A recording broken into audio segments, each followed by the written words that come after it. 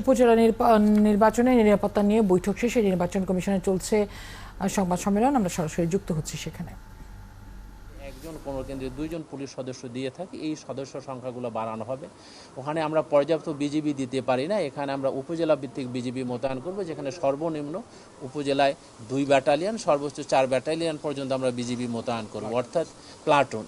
অর্থাৎ বিষয়টি হচ্ছে আমরা আমাদের টোটাল জনবলের সংখ্যা উপজেলা ভিত্তিক বাড়িয়ে দেব। স্যার, এটা যদিও ওনাদের প্রশ্ন, কিন্তু তারপরে আপনাকে বলি, আপনি মুখপাত্র। সবচেয়ে বড় কথা, আবারও একটি বড় দল তো ভোটে আসলো না, এবং তাদের একটা নো ভোট ক্যাম্পেইন আছে। ভোটের মুখে যখন আর একটা থাকবে যে একটা নেগেটিভ প্রচারণা, তখন এটা ভোটের মাঝে প্রভাব ফেলবে এবং সহিংসতার আপনারা কোনো শঙ্কা করছেন কিনা, এবং সেটা নিরসনে আপনাদের।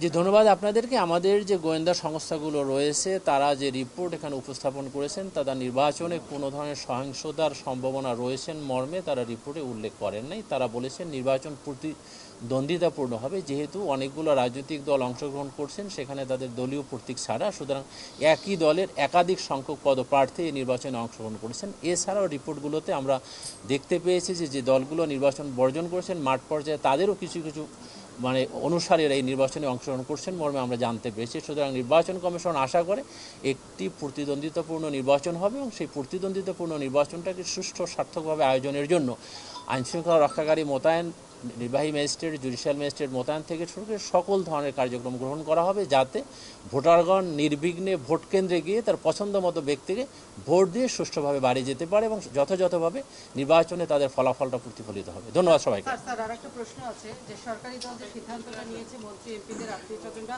ভোটে অংশ নেবে না, এই কেসারেন শেকড় থেকে শিখরে জায়গাটাতে সবসময় আপনাদের ওদের প্রভাবে আপনাদের হিমশিম খেতে হতো, ওদেরকে সামাল দিতে। এখন এরা সরকারি দলই যখন এটা নিয়ন্ত্রণ করছে, ভোটটা সুষ্ঠু হওয়ার জন্য এটা আপনাদের কতখানি সহায়তা দিচ্ছে? প্রথম হচ্ছে আইনগতভাবে বাংলাদেশের যে কোনো নাগরিক যিনি নির্বাচনে অংশগ্রহণ করার যোগ্যতা রয়েছেন তিনি তার সংশ্লিষ্ট নির্বাচনী এলাকায় ভোটে অংশগ্রহণ করতে পারবেন, এখানে আইনগতভাবে কোনো বাধা নেই।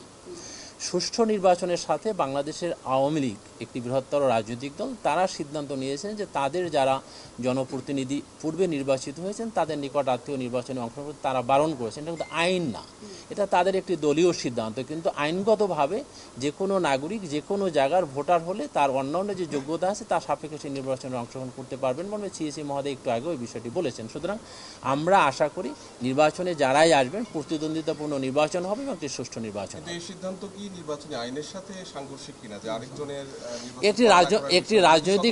একটি রাজনৈতিক সিদ্ধান্তকে আপনি নির্বাচন কমিশনের সিদ্ধান্তের সাথে একত্রীভূত করার কোনো সুযোগ নেই। এই সিদ্ধান্তের কারণে আপনাদের ভোটটা ভালো হবে কিনা, যে আপনাদের আমরা চাই অধিক সংখ্যক পদপ্রার্থী আসবে, আমরা আইনশৃঙ্খলা রক্ষাকারী বাহিনী, জনপ্রশাসন সমন্বিতভাবে একটি সুষ্ঠু নির্বাচন আয়োজন করবে। যত প্রতিদ্বন্দ্বী প্রার্থী আসবে স্থানীয় সরকারের নির্বাচন তত সুষ্ঠু হবে বলে আমি ব্যক্তিগতভাবে মনে করি। প্রথম দফায় দিনে প্রতিদিন নির্বাচন কতদিন স্যার? যেটা আমরা এখনো চূড়ান্ত করতে পারবো।